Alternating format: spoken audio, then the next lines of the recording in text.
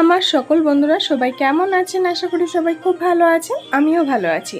আজ আমি চলে এসেছি ছোট্ট একটা ভিডিও নিয়ে।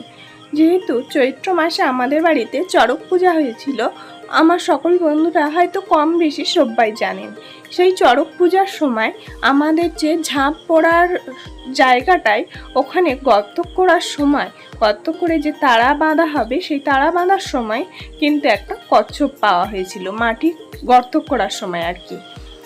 তারপরে যেহেতু আমরা সন্ন্যাসী নিয়েছি সবাই, আর সবাই বলল যে এরকম কচ্ছপ পাওয়া খুবই নাকি শুভ। সেই কচ্ছপটা আমাদের পুকুরে, যেহেতু উৎসর্গ করা পুকুর আছে, ওই পুকুরে গঙ্গা জল, সিঁদুর সব মাখিয়ে ওকে কিন্তু ছেড়ে দেওয়া হয়েছিল। কাল রাত্রেবেলা আবারও কিন্তু ছোট কাকু একটা কচ্ছপ পেয়েছিল মাঠে, তাকে কিন্তু ধরে রাখা হয়েছিল রাত্রে। আজ সকালে কিন্তু তাকে ছেড়ে দেওয়া হয়েছে আমাদের উৎসর্গ করা পুকুরে। তো আগে একটা কচ্ছপ ছিল, এখন কিন্তু দুটো কচ্ছপ হয়ে গেছে। আমাদের তো খুবই ভালো লাগছে।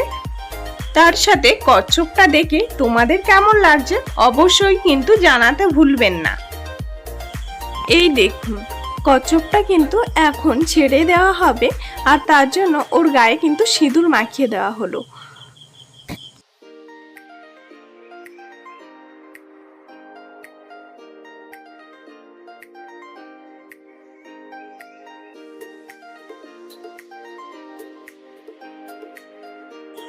এরকম নিত্য নতুন ভিডিও পেতে আমার চ্যানেলটি এখনই সাবস্ক্রাইব করে আমার পাশে থাকার আমার সকল বন্ধুদের অনুরোধ রইল।